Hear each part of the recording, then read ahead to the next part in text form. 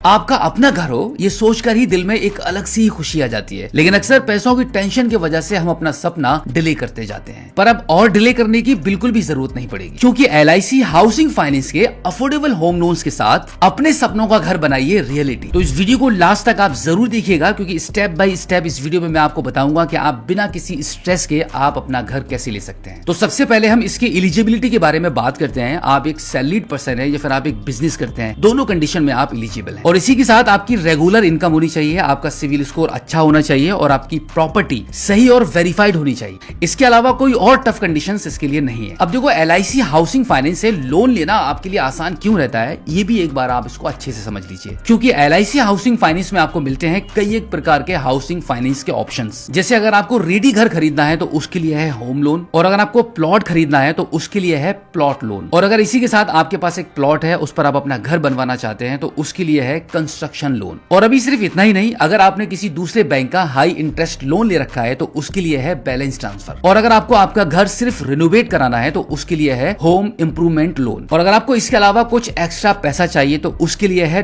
Top up loan. लेकिन ये loan सिर्फ एग्जिस्टिंग कस्टमर्स के लिए ही है, यानी कि LIC हाउसिंग फाइनेंस के पास हर सिचुएशन के लिए लोन रेडी है। और अब हम फाइनली बात करते हैं कि LIC हाउसिंग फाइनेंस से लोन लेने के लिए आपके पास कौन कौन से डॉक्यूमेंट्स होने चाहिए। देखो, प्रूफ ऑफ आइडेंटिटी के लिए पैन कार्ड, आधार कार्ड, पासपोर्ट या फिर आपका वोटर ID कार्ड, और प्रूफ ऑफ एड्रेस के लिए आधार कार्ड, पासपोर्ट, यूटिलिटी बिल या फिर आपका रेंट एग्रीमेंट। और इनकम प्रूफ में भी आपको कुछ आसान से ही डॉक्यूमेंट्स देने होते हैं, जैसे कि अगर आप एक सैलरीड पर्सन है तो उसके लिए लेटेस्ट 3 मंथ की आपकी सैलरी स्लिप्स, फॉर्म 16 या फिर आपका ITR, और अगर आप सेल्फ एम्प्लॉयड हैं तो उसके लिए पिछले 2 साल का ITR, balance sheet and profit and loss account. और बैंक स्टेटमेंट में अगर आप एक सैलरीड पर्सन है तो आपको 6 मंथ का आपको आपका बैंक स्टेटमेंट देना होता है, और अगर आप सेल्फ एम्प्लॉयड हैं तो इसके लिए 12 महीने का आपका बैंक स्टेटमेंट लगेगा। और अब फाइनली प्रॉपर्टी डॉक्यूमेंट्स में agreement to sale, title deed और अप्रूव्ड प्लान। इस प्रकार से जनरली सभी डॉक्यूमेंट्स आपके पास पहले से होने चाहिए, तो ऐसे में आपको कोई एक्स्ट्रा हेडेक नहीं होगा। अब देखो, सबसे इंपॉर्टेंट है rate of interest. LIC housing finance का रेट अप्रोक्स 7.5% से स्टार्ट होता है, और सबसे अच्छी बात LIC हाउसिंग फाइनेंस के EMI कैलकुलेटर से